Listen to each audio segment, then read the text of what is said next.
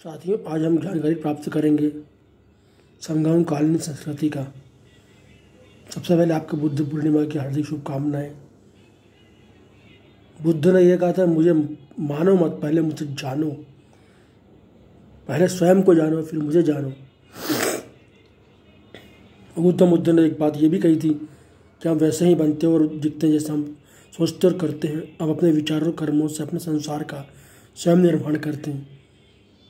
यही बात मैं आप लोगों से कहना चाहूँगा। अपने कर्मों पर विश्वास रखिए, जैसा कि गीता में भी कहा गया है कि कर्म ही संसार है। तो हम बात करेंगे संगम कालीन संस्कृति की।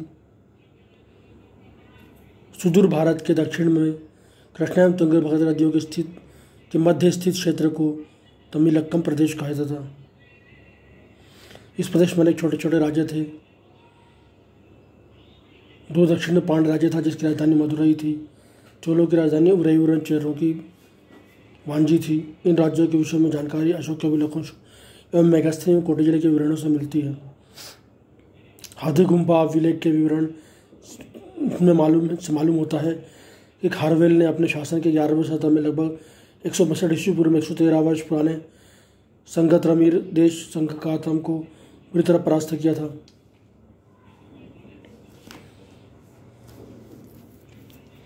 इस काल के प्रमुख इतिहासकार इस प्रकार हैं: नीलकंठ शास्त्री, श्रीनिवास अयंगार, आर.सी. मजूमदार। 100 से 300 ईस्वी के मध्य जानकारी इनके इतिहास से मिलती है।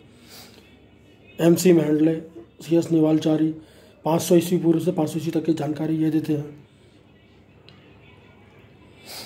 इसके बाद professor R.S. Iyer, H.V. Srinivasa Murthy, M.S. Venkataraman 150 से 550 ईस्वी तक के इतिहास की जानकारी देते हैं। राम शरण शर्मा 300 से 600 ईस्वी के मध्य के इतिहास की जानकारी देते हैं। और सर्वाधिक मानी जाती इतिहास ईसा के प्रथम शती से 3 शती के मध्य मानी जाती है। इसके बाद हम बात करेंगे संगम साहित्य की। संगम शब्द का अर्थ है संघ, परिषद, गोष्ठी, संस्थान। संगम तमिल कवियों, विद्वानों, आचार्यों, ज्योतिषियों, बुद्धिजीवियों की परिषद थी। प्राचीन तमिल साहित्य संगम साहित्य कहलाता है। सर्वप्रथम इनका आयोजन पांड्य राजाओं ने किया। ये उन कवियों और लेखकों की रचनाओं का अवलोकन करती थी जो अपनी रचनाएं प्रकाशित करना चाहते थे।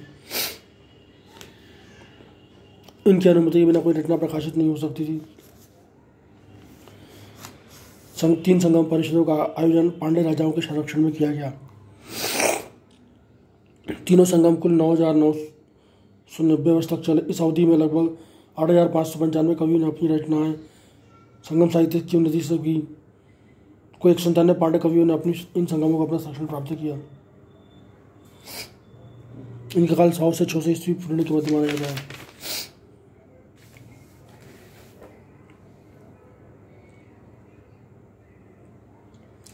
अब इसके बाद हम बात करेंगे संगम साहित्य के महत्वपूर्ण ग्रंथ।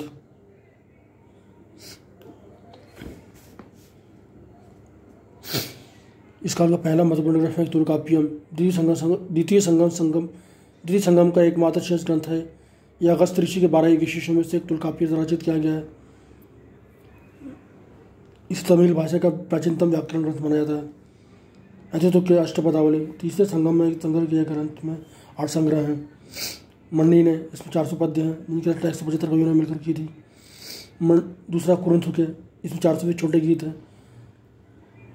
ये प्रेम प्रधान गीत तमिल कवि सामंत पुरिको के संरक्षण में संग्रहित किए थे। एनकुर में किल्लार द्वारा रचित 500 लघुगीत हैं।